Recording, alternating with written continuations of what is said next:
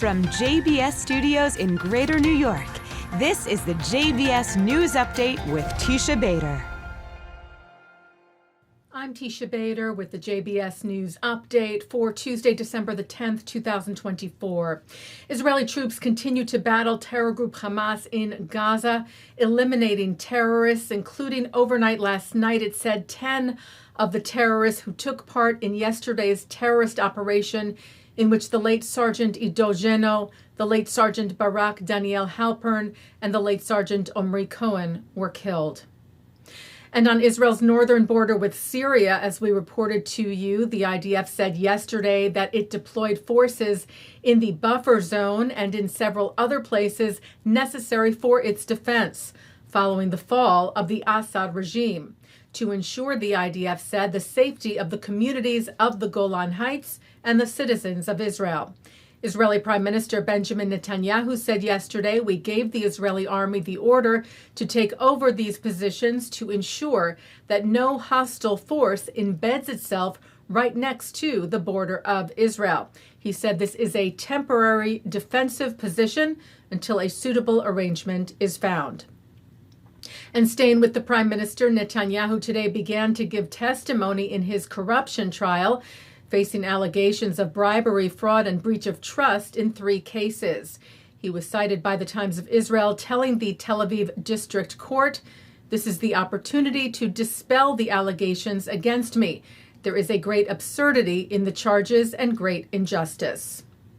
Well, today is International Human Rights Day, and Israel's President Isaac Herzog marked the day meeting with and hearing, he wrote, heartbreaking and gut-wrenching testimonies from the mothers, grandparents, and families of children whose fathers are being held hostage by Hamas terrorists in Gaza for 431 days now in brutal captivity.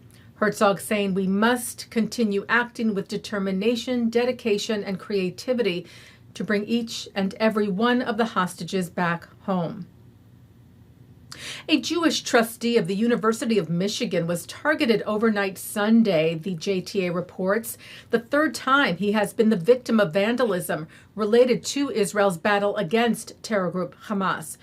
Jordan Acker shared on Instagram that he, his wife, and young children were awakened by the sound of 2 heavy objects thrown through their front window. He said they ran outside their home to find, he wrote, "My wife's car had been graffitied by anti-Semitic vandals. The words divest and free Palestine painted in red." Acker calling on members of the Michigan community to publicly repudiate this vile anti-Semitic intimidation and to offer full support to law enforcement to root out these bigots so they see the consequences for their actions. The university said this was a clear act of anti-Semitic intimidation and that it condemns these criminal acts in the strongest possible terms.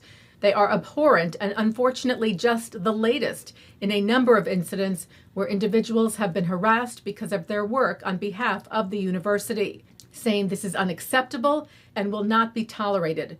We call on our community to come together in solidarity and to firmly reject all forms of bigotry and violence.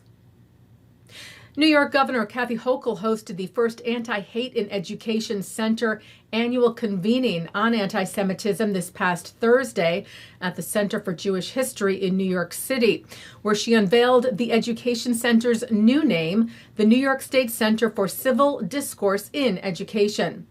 The center said anti-Semitism is on the rise across New York, but the fight against hate took a decisive step forward at the event.